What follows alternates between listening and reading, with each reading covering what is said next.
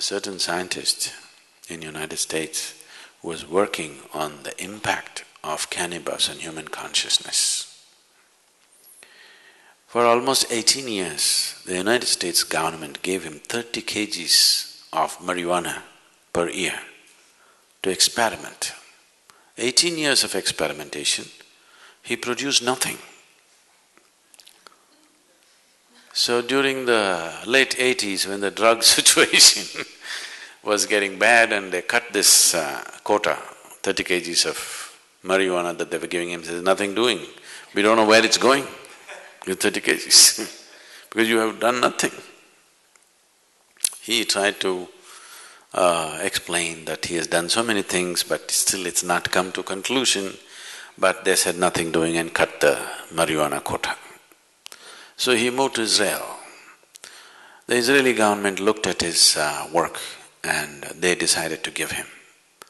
So they gave him the same 30 kgs of kilos of marijuana for another 6 to 8 years. Then he came up with this. He actually produced proof that within the human brain, every human brain, there are millions of cannabis receptors. So this information, what to do with this, they do not know, they threw it across. They gave it to the anthropologists, they gave it to the physiologists, they gave it to the neurologists, they gave it to all kinds of people. There are millions of cannabis receptors in the human brain. What is the explanation? How? Why? So anthropologists said maybe at some point in history, maybe everybody was doping, which cannot be because in many parts of the world it doesn't even grow. So various kinds of explanations came, nothing sensible came out of it.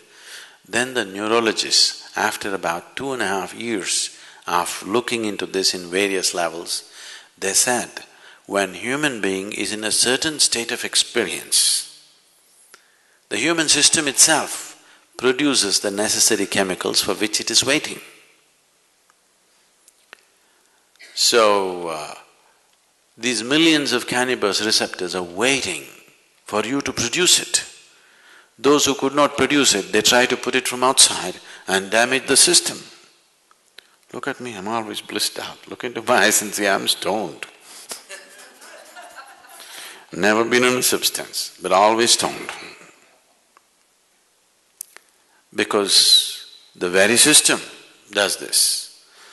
So, in India there's been enormous, in the yogic systems, there's enormous focus on the pineal gland, you know? You know the pineal gland?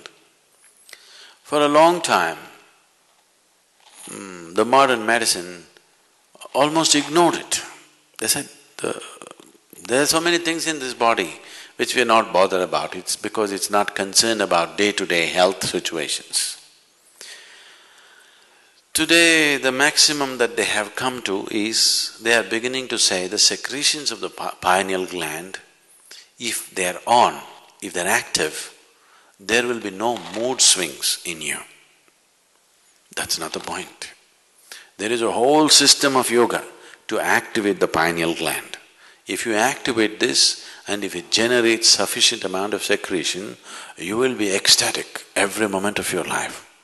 Simply every cell in your body will be bursting all the time.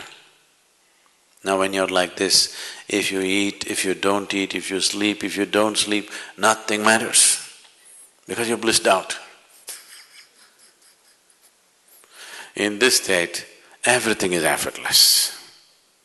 Just doesn't matter. You can function at the best because you can effectively use your body and mind at its best. There's enough medical proof for this, only when you're in utmost pleasantness. Otherwise you cannot use your body, you cannot use your mind to its fullest. Both this body and this mind will… you can explore the full potential of what it is only when you are in a sustained level of pleasantness within you. Otherwise you are a damn issue by yourself. All the time you are an issue by yourself. It doesn't work. So, whatever the effort that human being is making, Whether he goes to the temple, goes to the bar, wants to go to heaven, this is the whole effort, isn't it? Isn't this the whole effort?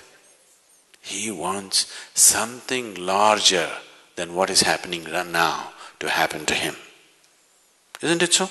Isn't that the reason why he is drinking, why he is praying, why he is drugging and why he thinks he wants to go to heaven?